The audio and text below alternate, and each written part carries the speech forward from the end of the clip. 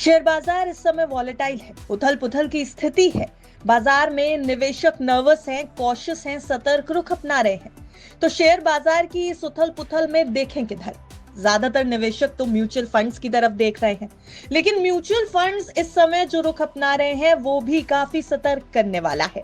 Mutual funds कर रहे हैं कुछ स्पेसिफिक स्टॉक्स में भारी बिकवाली। शेयर मार्केट की उथल पुथल के बीच निवेशक जब म्यूचुअल फंड की राह से इन्वेस्ट करने का ऑप्शन अपनाने की कोशिश कर रहे हैं, तो म्यूचुअल फंड भी कुछ स्पेसिफिक स्टॉक में बिकवाली करते नजर आ रहे हैं। हालांकि कुछ स्टॉक में उनकी खरीदारी भी जारी है।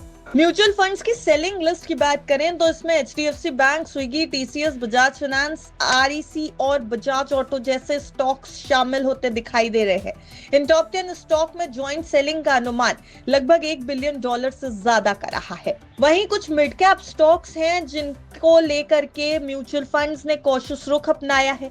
मिड कैप स्टॉक्स की अगर बात करें तो 10 ऐसे मिड कैप स्टॉक्स हैं जिसमें म्यूचुअल फंड्स ने दिसंबर के महीने में भारी सेलिंग की है। फायदे के फंड की इस रिपोर्ट में हम आपको बताएंगे कि म्यूचुअल फंड्स ने दिसंबर महीने में किन मिड कैप कंपनियों के शेयरों को अपने पोर्टफोलियो से बाहर का रास्ता दिखाया और इसके पीछे की कुछ संभावित वजहें क्या हो सकती हैं। आइए जानते हैं। सबसे पहला नंबर है मैक्स हेल्थ केयर इंस्टीट्यूट का। म्यूचुअल फंड्स ने इस हेल्थ केयर कंपनी में करीब $5 बिलियन के शेयर बेच दिए। हेल्थ सेक्टर की इस प्रमुख कंपनी में निवेशकों की दिलचस्पी बनी हुई है, लेकिन म्यूचुअल फंड्स ने इसमें अपनी हिस्सेदारी काफी कम कर दी है। अगले नंबर पर बात करते हैं फोर्टिस हेल्थ केयर की। हेल्थ केयर सर्विस में एक प्रमुख भूमिका निभाने वाली फोर्टिस हेल्थ केयर के शेयरों में भी म्यूचुअल फंड्स ने कटौती की है। यहाँ पर कुल 3.9 अरब रुपए के शेयर बाजार में बेच दिए गए हैं।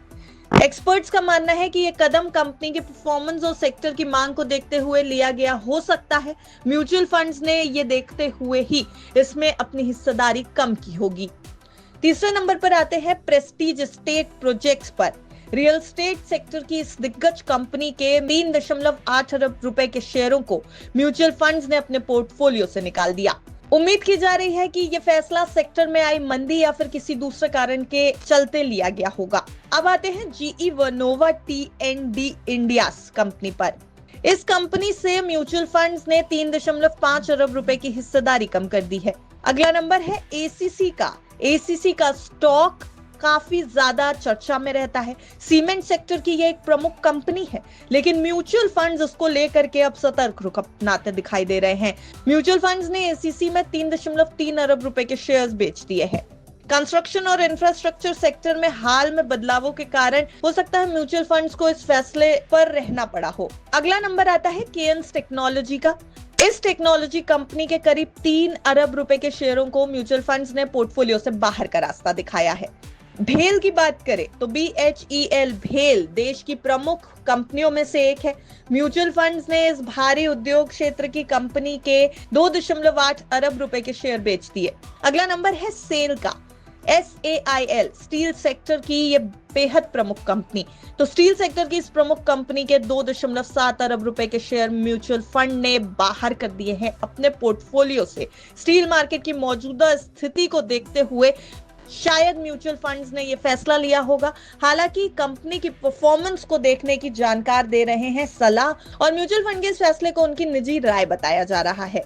अरबिंदो फार्मास्यूटिकल्स की अगर बात करें तो फार्मा सेक्टर की इस बड़ी कंपनी के 2.6 अरब रुपए के शेयर भी म्यूचुअल फंड्स ने बेचे हैं। सुजलॉन एनर्जी की बात की जाए तो रिन्यूएबल एनर्जी क्षेत्र की एक बहुत बड़ी कंपनी है, लेकिन म्यूचुअल फंड इस कंपनी में भी कॉशियस होते दिखाई दे रहे हैं। ये मिड कैप स्टॉक भी पोर्टफोलियो से बाहर जाता दिखाई दे रहा है। करीब 2.5 अरब रुपए के शेयरों को म्यूचुअल फंड्स ने अपने पोर्टफोलियो से बाहर का रास्ता दिखाया। तो ये थी वो प्रमुख मिड कैप कंपनियां जिनके शेयरों को म्यूचुअल फंड्स ने दिसंबर में अपने पोर्टफोलियो से हटाया है। लेकिन जानकारों की माने तो इसका सीधा मतलब ये नहीं है कि ये कंपनियां खराब प्रदर्शन कर रही हैं, बल्कि ये म्यूचुअल फंड्स की स्ट्रैटेजी का हिस्सा हो सकता है, उनकी रणनीति का हिस्सा हो सकता है। मार्केट एक्सपर्ट्स की यही सलाह है कि निवेशक अपने निवेश से पहले कंपनियों के और फंड्स के बारे में अच्छे से रिसर्च करें और समझदारी से अपने निवेश का फैसला लें। फायदे के फंड के इस रिपोर्ट को भी बिस्तक ने सिर्फ आपकी जानकारी के लिए तैयार किया है। हमारी सलाह भी यही है कि निवेश से पहले बाजार के बारे में अपने फाइनेंशियल एडवाइजर से राय ले लें और फिर ही कोई निवेश करें। Bureau report बिस्तक।